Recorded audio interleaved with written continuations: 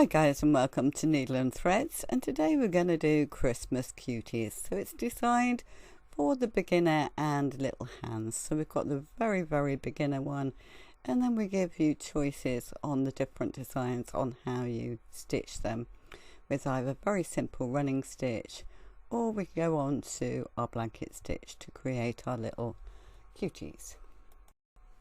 The first two I'm going to call newbie sewers. So really basic, and as young as 3 I've taught this technique to in my workshops, and they just love making something for Christmas. So the middles are just stuck in. We're going to use some anchor threads, so just some tips then. When we're using this anchor thread, it comes in 6 strands. Take it apart singly, put it together. This will stop it from twisting and knotting. Never go past 18 inches in length, or else you're likely to get a knot in your work. So for young ones, use a tapestry needle so it's got a blunt end so they're not going to hurt themselves. If you're a bit older, you can use a chenille needle, which I'm using, which has got sharp point. So to start with, we've started with a knot, and we could just use ordinary sewing cotton doubled over if you haven't got the anchor thread. So that is a running stitch, but for little fingers, age 3, 4, 5, maybe the stab stitch is the easiest one to start with. So we're just stitching to the back and then up to the front again. And when we get to the other side, just make your stitch so that we've now could get a sweetie in there, or we could get our chocolate money in. Join your 2 pieces together and then take your needle through to the back of the work. We're going to go round in a circle, and don't worry if your little ones are wonky stitching, because it all adds to the charm of our little cuties when they're finished. And in time and practice, we all get a little bit better and a little bit more regular with our sizes. So carry on all the way round to the beginning again. Once we're there, then when we want to do our knots, so I'm just going to take it through so that it doesn't show. So we do a small stitch and a loop, and then we pass our needle through the loop to create a knot, and then we'll repeat that, another little stitch and a loop, and pull it through to finish it off. So there we are, we've got the body of our robin done, and if you did the black one, then we've got our penguin body done. And then simply I've just glued on the little red breast or the white chest of your penguin, and glued on the beak as well, and I'm using some googly eyes to finish. And as you can see then, we've added a little bit of ribbon, or use that anchor thread for hanging, and it fits our sweetie in. So let's go to the larger penguin then. So we're keeping it simple. We're going to stick on the body here, and first of all I'm just going to slip stitch with some ordinary sewing thread his wings either side.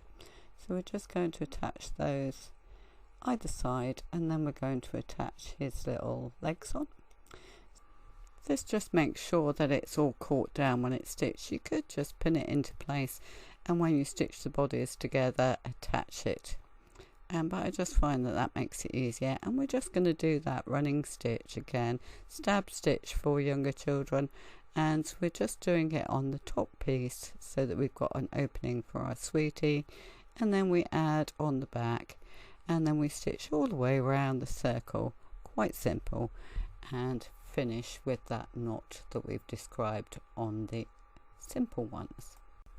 So I've used Google Eyes, but I love having odd buttons. I think that really gives it some quirkiness. So either buttons, or as I'm going to use some Google Eyes.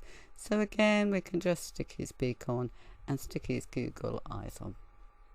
So moving over to the owl. It is basically the same pattern, except the feet are just slightly different. So we've got the same wings, we've got the same body, and we're just going to stitch this in a slightly different way. So we're just adding a little bit more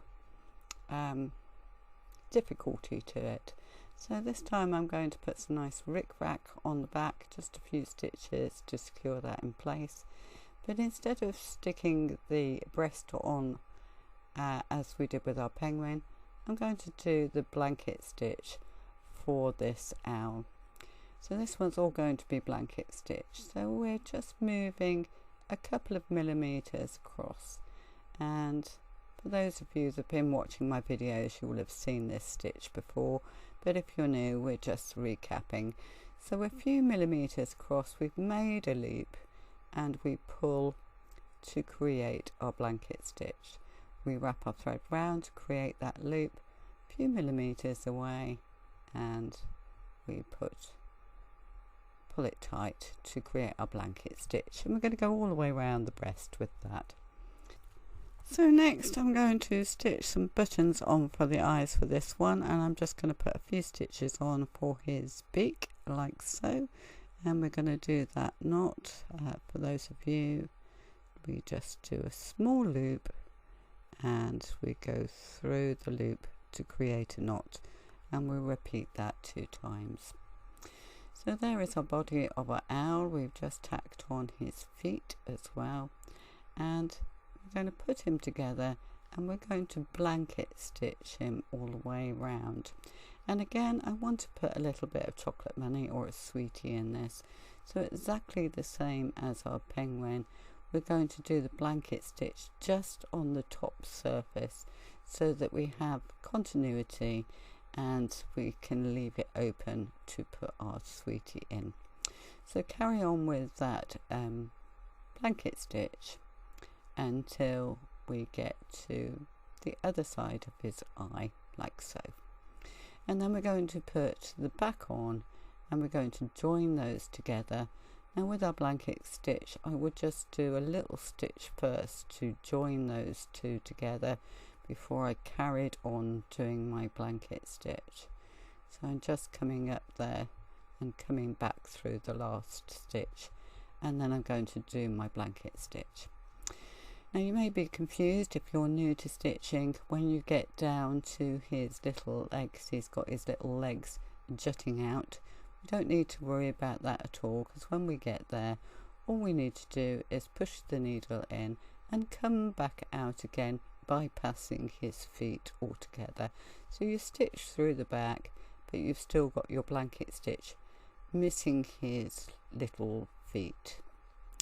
So carry on all the way round until you've got back to the beginning, and we'll cast off with there and just join a little bit of his wings together.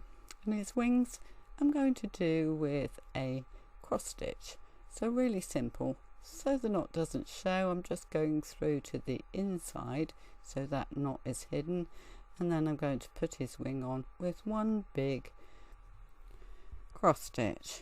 So we come up and we go up in a cross fashion and come up next to it at the left and then back down at the bottom, creating that cross, and then we just cast off in the same way with that double knot on the back. That's all you need to hold on that little wing, and there we have either or different ways of stitching your little cuties. So let's move on to the deer. So I'm not going to go over all the different methods again, because I think we've gone over the basics now. The difference with this deer then is we've used another stitch called a back stitch. So now I'm just using one single strand of anchor thread. You could use 2 if you wanted to, and back stitch is going back into the last stitch you did, and we can curve this as we're stitching to create his little grin on this deer. So place it where you want your curve and stitch back into the last stitch to create his little smile, and there he is. Okay, so I'm not going to go over all of it again. We're going to pop a button nose on, and we're going to do some button eyes. You could use googly eyes, you could use pom-pom, and we're going to add on his little antlers and his ears over the top. So we're going to stitch them as we've just done with our owl, and we're going to fix them on with a big cross stitch. So there they are stitched on, and then we're going to place that on and either slip stitch or blanket stitch, whichever you prefer to stitch your deer on. In this particular one then I've decided not to have an opening. I've stuffed it and closed it, so it's just ornamental value before stitching it up. And so there we have our deer, and we're going to move on to our last one, which is going to be our Christmas pud. So the difference is I'm moving over to a beading needle, which is a very fine needle. I've stuck on my pudding, and I'm going to be stitching sequins and beads on. Seed beads are very small, so you need to make sure they go through the eye of your needle. I've stitched on a sequin and then a bead, and then I pass that back through the sequin, and it is the bead that is holding it on. And we do 4 or 5 of them for the currants on our pudding, and I'm going to do it exactly the same. So I've added a red sequin, a red bead, and then I'm going to miss the bead and go back through the sequin to hold it in. Of course you could use beads or bits of felt, but just giving you some options of different sewing techniques. And there we are, we've got our little cuties. Tomorrow we're going to have a look at Suffolk puffs and Dorset buttons with the festive season. Take care.